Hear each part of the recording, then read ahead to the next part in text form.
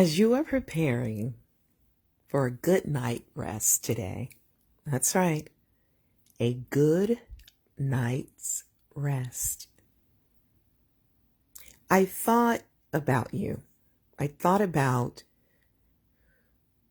how you might be feeling at this moment. I thought about what maybe you have gone through. I've thought about what can I do to help encourage you and to help lift your spirits. Well, I'll share with you something that I did. There's one of my favorite songs, and there's a gospel artist by the name of Vashawn Mitchell. And the song is entitled Turning Around for Me. And there's a part of the song where he says, disappointed, but not defeated, cast down, but not destroyed. He even talks about some of my friends, they let me down, but I believe God is turning it around for me. He says, it won't always be like this. God will perfect those things concerning me, and sooner or later, it's going to turn in my favor. It's turning around for me. There is something to be said when we hear words over and over and over again. Repetition, repetition, repetition. There are times when you will have to pull on all that you have in your soul and remember a promise or remember a song that is connected to a promise and say it over and over and over again. How often, Dolores? Until you get the result you are looking for. It won't always be like this. Sooner or later, it's going to turn in your favor. Why? Because God is turning it around for me. Why don't you say that to yourself? Touch yourself at this moment. Put your hands on your heart and say, sooner or later, it's going to turn in my favor because God is turning it around for me. You know, I don't just pick songs or share things just because. Sometimes there is something that triggers it. And what I have come to learn is that we are so much more alike than we are different. And no matter what our Facebook pages look like, or our Instagram post, or social media of how we show up with our filters, life can be difficult. It can be challenging. And for some people, they let go. But tonight, I don't want you to let go.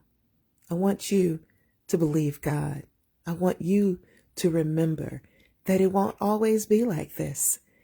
As I was driving on the highway yesterday, heading into an office meeting, my car went from 60 down to 30 miles per hour on the highway. The sign on the dashboard read, engine is running at a lower power. Now, my car didn't care that there were tons of cars coming behind me. It did what it was going to do.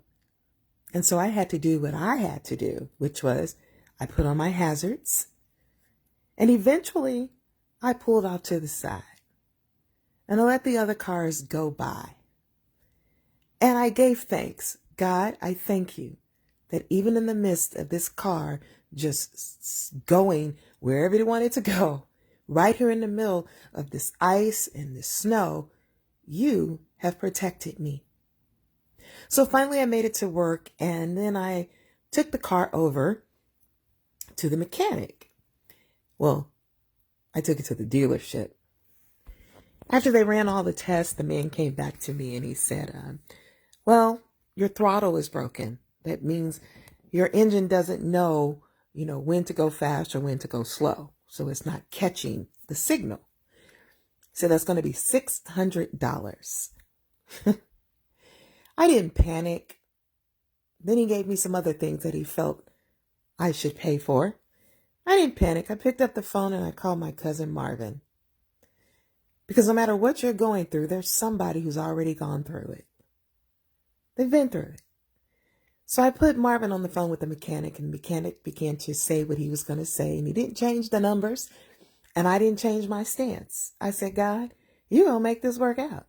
You're going to make this work out. I'm not even going to worry about it.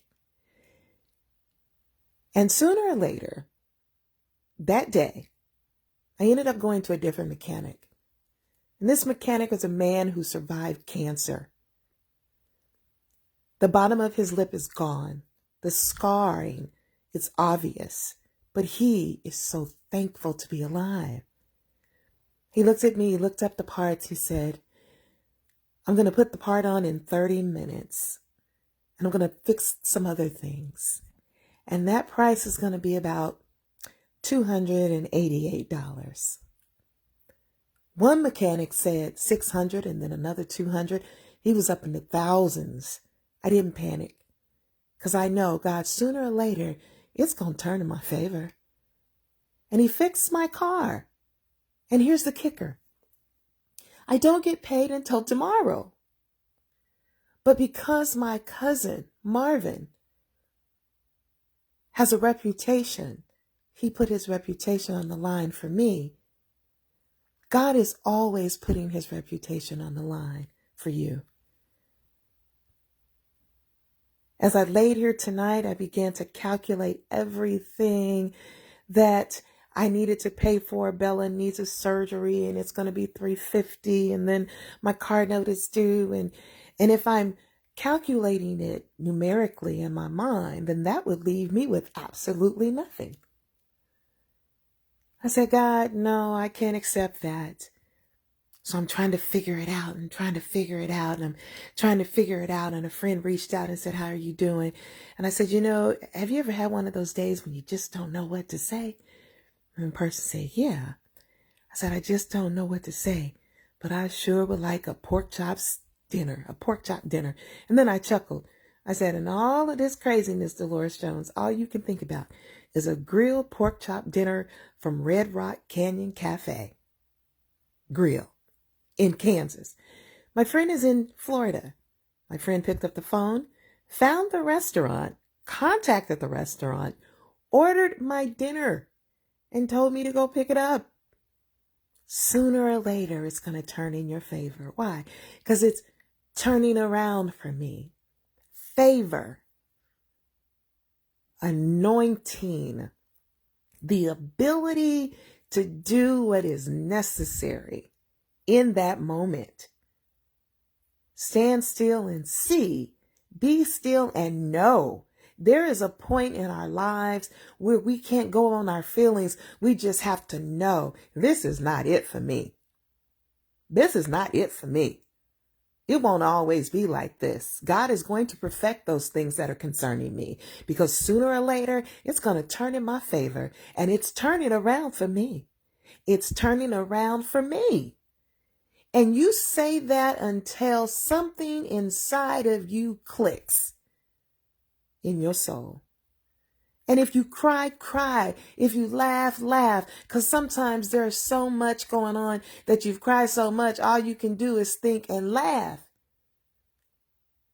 But you know what? Do you remember the story when Abraham and Sarah were in their old age and God told Sarah that they were going to have a baby? She was almost 100 years old. And what did she do? She laughed.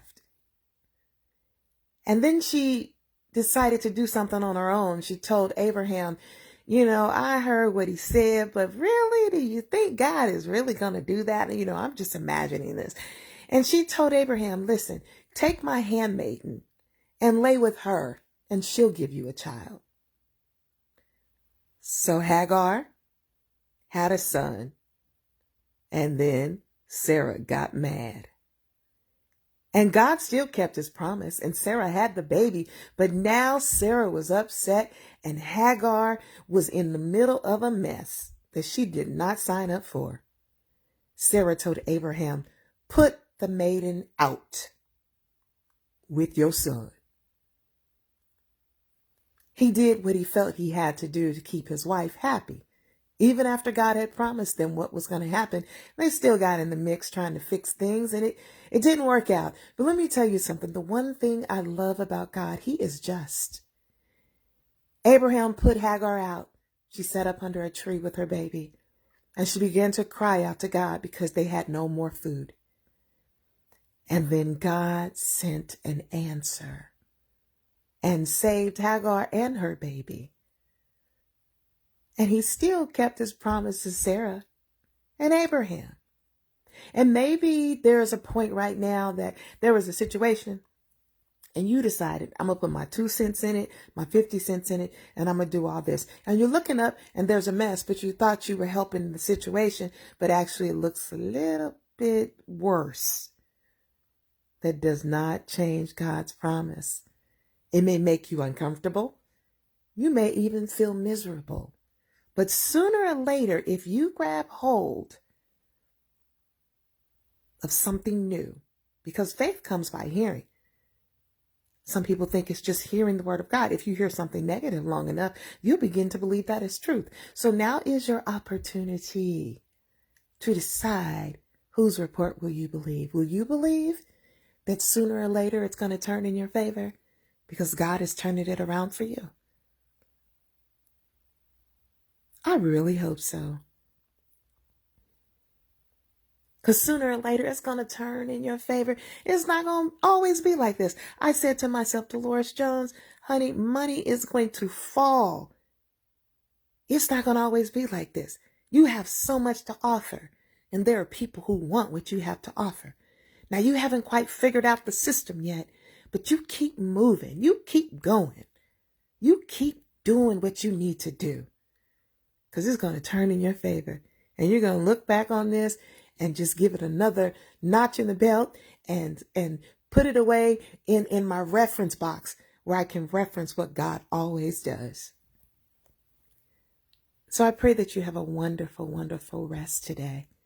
Even if you're in another country and it's a different time. God doesn't work on different time zones. He works whenever he wants to. He's a very present help in the time of trouble. And he's omnipresent. That means he's everywhere at the same time. Rest in peace. And I want to salute you for still holding on. And if you can't hold on, hang on. And if you feel yourself that you can't hang on, then holler for help. Holler for help. Holler for help. But I want you to be steadfast and unmovable. Trusting and believing that God is able to do exceedingly, abundantly above all that you could ask or think, according to the power that works in you. Plug into your power source the same way you plug your cell phone up to charge up. You need to plug yourself up into your source. I'm rooting for you and I'm so happy. I'm so happy. My heart is happy because I know sooner or later it's going to turn in your favor and it's turning around for you. Be blessed tonight, everybody. I'm Dolores Jones, your comeback coach, showing you how to bounce back better and not bitter and be blessed in the midst of it all.